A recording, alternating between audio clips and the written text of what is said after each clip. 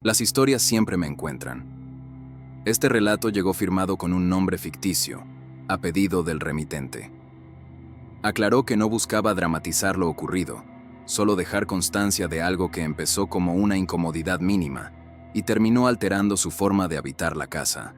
Dice que, si no lo escribía, corría el riesgo de convencerse de que nunca pasó.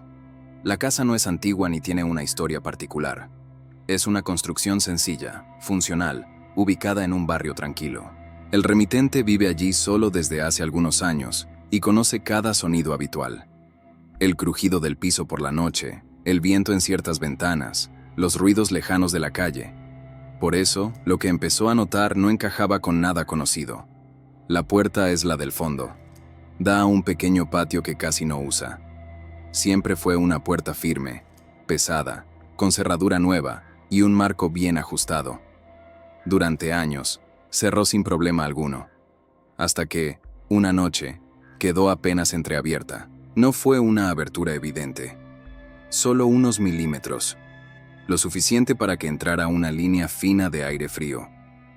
El remitente lo notó al pasar, cerró la puerta con la mano y siguió con su rutina sin pensarlo demasiado. Al día siguiente, ocurrió lo mismo. La puerta estaba cerrada. Lo comprobó antes de acostarse. Incluso giró la llave. A la mañana siguiente, al levantarse, la encontró otra vez abierta apenas lo justo para no considerarlo un descuido grave. Pensó en una falla del marco, en la presión del aire, en un ajuste mínimo que se había aflojado con el tiempo. Decidió prestar atención. Esa noche, cerró la puerta con más fuerza de lo habitual. Probó la cerradura. Empujó el marco. Esperó unos segundos, observando. La puerta permaneció inmóvil. Se fue a dormir tranquilo, convencido de que había sido solo una coincidencia. A mitad de la madrugada, se despertó con una sensación extraña. No un ruido, no un golpe, algo más sutil, la impresión de que el aire dentro de la casa no estaba quieto. Se levantó y caminó descalzo hasta el fondo. La puerta estaba abierta otra vez, exactamente la misma distancia que las noches anteriores. El remitente escribe que no sintió miedo inmediato, sintió confusión, porque no había señales de forzamiento, no había ruido previo, y sobre todo, porque la abertura era demasiado precisa para ser casual. Comenzó a marcar la posición con pequeños gestos, un objeto apoyado cerca, una referencia mínima en el piso. Cada mañana, la puerta aparecía abierta hasta ese mismo punto, como si alguien se detuviera siempre antes de cruzar. Probó colocar un traba simple. A la mañana siguiente, la traba estaba intacta, y la puerta, abierta hasta el mismo límite. No era una apertura violenta, no era una intrusión, era una insistencia. El remitente empezó a cerrar la puerta varias veces por noche, antes de dormir. Al levantarse para beber agua, cada vez la dejaba completamente cerrada. Cada vez, al volver horas después, encontraba ese pequeño espacio abierto de nuevo. Lo más inquietante no era la puerta, era la ausencia total de sonido. Nunca escuchó el giro de la manija, nunca el roce de la madera, nada que indicara el momento exacto en que la puerta dejaba de estar cerrada. Una noche decidió quedarse despierto. Se sentó en una silla frente a la puerta, con la luz encendida, observando. Pasaron minutos. Luego, una hora. Nada ocurrió. El cansancio lo venció y se levantó. Al volver unos minutos después, la puerta estaba abierta. El remitente escribe que, en ese instante, entendió algo que le costó aceptar. No estaba frente a un problema mecánico, tampoco frente a una amenaza directa. Estaba frente a un gesto repetido, deliberadamente incompleto. La puerta no se abría para entrar, no se abría para salir. Se abría solo lo suficiente como para no estar cerrada. Y esa diferencia mínima, casi invisible, comenzó a ocupar cada vez más espacio en su mente. El remitente escribe que, después de aquella noche, dejó de pensar en la puerta como un objeto. Pasó a verla como un límite, algo que, sin romperse, estaba siendo puesto a prueba una y otra vez. No había violencia en el gesto, pero sí una constancia que comenzaba a desgastarlo. Durante el día, la puerta permanecía cerrada sin problemas. Podía empujarla, probar la cerradura, apoyarse en ella. Nada se movía. Era como si el comportamiento solo tuviera sentido en la noche, cuando la casa entraba en ese estado silencioso, donde cualquier cambio se vuelve más perceptible. Decidió registrar los horarios. Anotó la última vez que veía la puerta cerrada antes de dormir y el momento exacto en que la encontraba abierta. No había un patrón claro.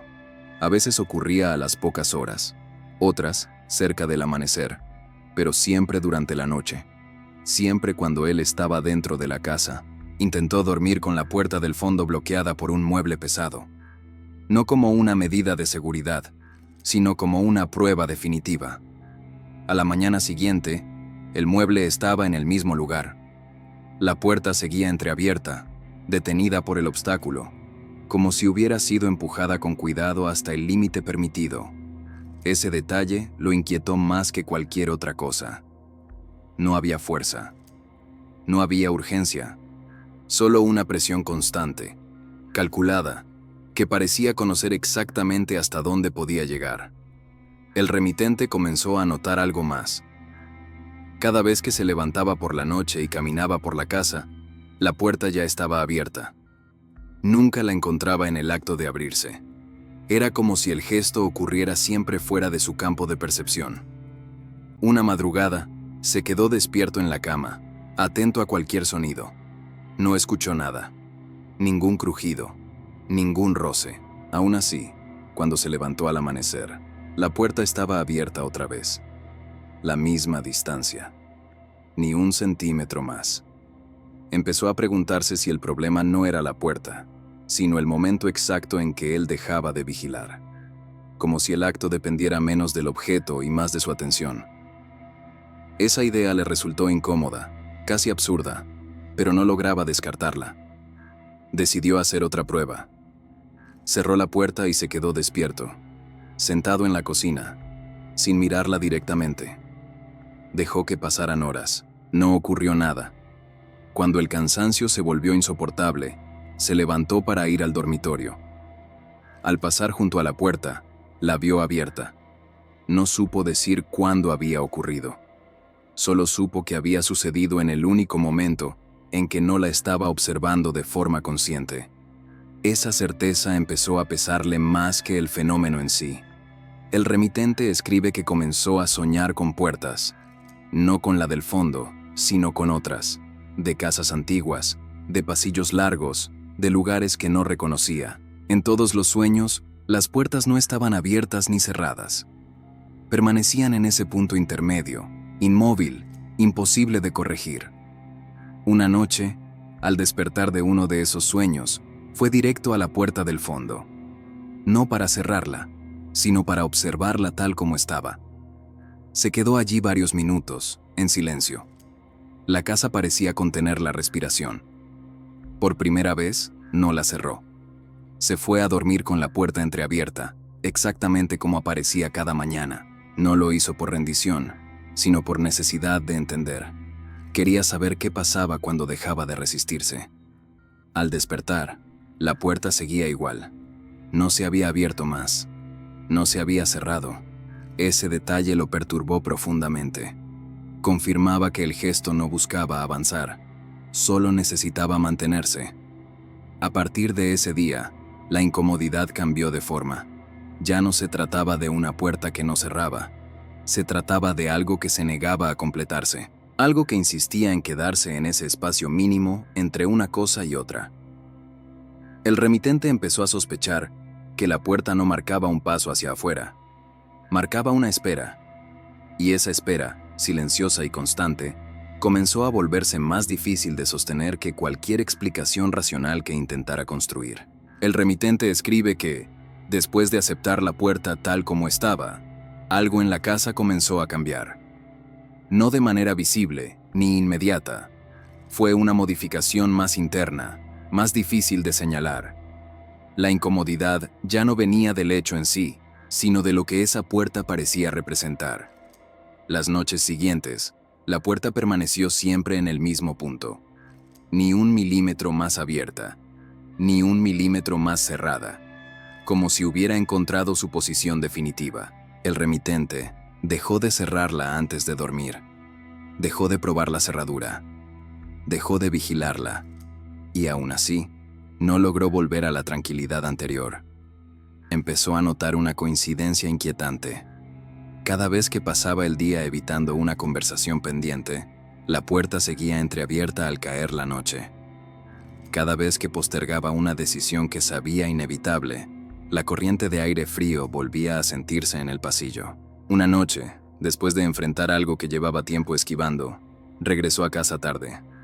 No pensó en la puerta. Entró, dejó las llaves y se sentó en la oscuridad del living por unos minutos. Cuando finalmente se levantó y caminó hacia el fondo, se detuvo en seco. La puerta estaba completamente cerrada. No forzada, no empujada. Cerrada como siempre había sabido estarlo. El remitente se quedó de pie, sin tocarla. Esperó. Pasaron varios minutos. La puerta no se movió. No sintió alivio inmediato. Sintió algo más sobrio. La certeza de que el cambio no había sido casual. Esa noche durmió profundamente por primera vez en semanas. No soñó con puertas. No despertó sobresaltado. El aire de la casa parecía estable, quieto, como si algo hubiera encontrado finalmente su lugar. Al día siguiente, la puerta seguía cerrada, y al siguiente también. Sin embargo, el remitente aclara algo importante. No cree que la puerta se abriera por sí sola. Tampoco cree que la casa tuviera intención alguna. Cree que el gesto incompleto fue una forma de señalar algo que él mismo se negaba a terminar. La puerta no se abría para que alguien entrara. No se abría para que algo saliera. Se abría para recordarle que había decisiones que no podían quedarse a medio camino. Al enviar su relato, escribe que la puerta sigue allí, igual que siempre. Funciona perfectamente. Cierra y abre cuando debe. Pero ya no la mira como antes. Entendió que algunos límites no fallan por desgaste, sino por acumulación, y que hay cosas en la vida que no hacen ruido, no exigen fuerza, no rompen nada, solo se quedan abiertas lo suficiente como para no dejarnos seguir ignorándolas. Gracias por quedarte hasta aquí. Si este relato te acompañó, deja tu like. Eso mantiene este canal vivo y me permite seguir contando estas historias. Y si quieres escuchar los relatos que llegan mañana, suscríbete. Yo estaré aquí. Increíble, pero real.